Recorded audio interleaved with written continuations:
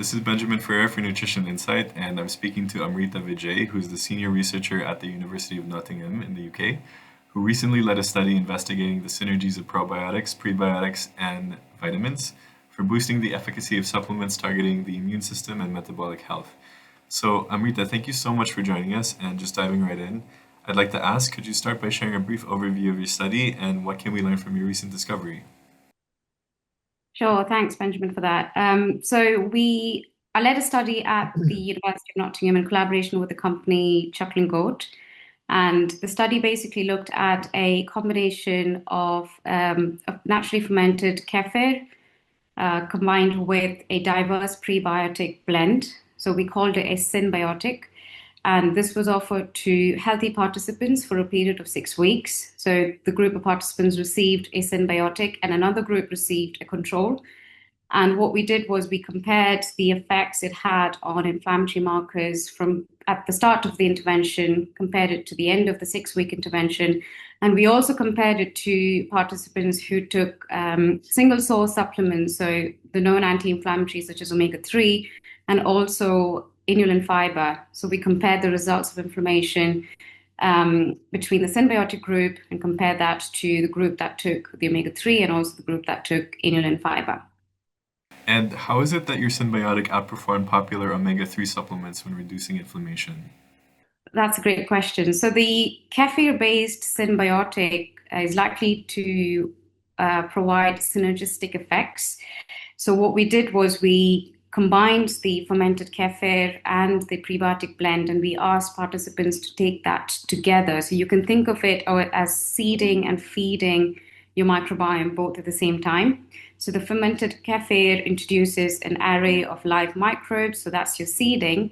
And of course, it also has bioactive compounds that may interact with the gut immune axis directly.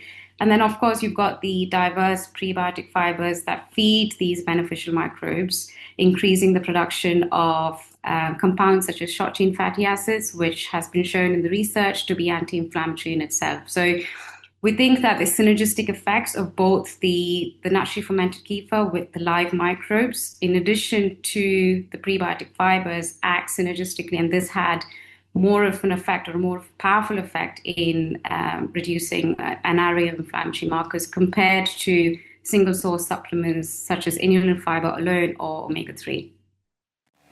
Your study found a reduction in whole body inflammation. What does this actually mean for a healthy person's long-term health and disease risk? So inflammation in your body is your body's natural defense system. Okay, so it helps you fight off infections and heal injuries. But when inflammation stays switched on for longer periods of time, it can start to cause problems. So this is actually referred to as chronic inflammation, and it has been linked to many health issues over time, so including heart diseases, type 2 diabetes, arthritis, Alzheimer's, and actually even some cancers. So for a healthy person, reducing whole body inflammation doesn't mean turning off the immune system. It actually means helping the body stay in balance so that it doesn't stay in a high alert for prolonged periods of time. So reducing whole body inflammation it helps your body age more gracefully, stay more resilient, and also lower the risk of many chronic conditions as well. So even if you are feeling healthy today, lowering your inflammation actually does help you in the long run. What specific conditions will you test the symbiotic on in follow-up research? So one of the interesting results that we found as part of a study was that we found specific markers that were associated with inflammation that's present in the gut lining.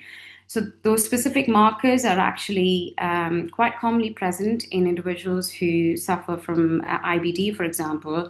So since we only focused on a healthy population and we actually saw changes in those specific markers, it would be really interesting to actually see if we could actually find these changes in specific cohorts with IBD or IBS and see if we can find improvements there.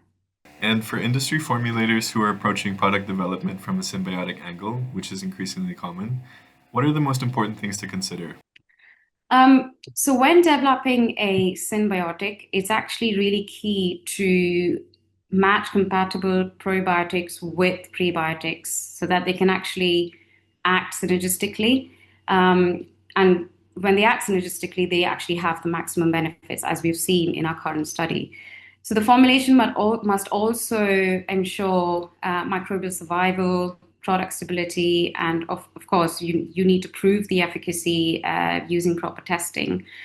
But I think a good symbiotic isn't just mixing ingredients together. It's about having that diversity in terms of the actual probiotics and also the prebiotics so that you actually have that synergistic effects between the live microbes and the bacteria and the fiber that they'd like to feed on.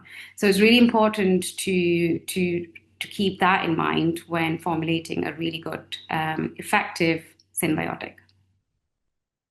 Amrita, thank you so much for your insights.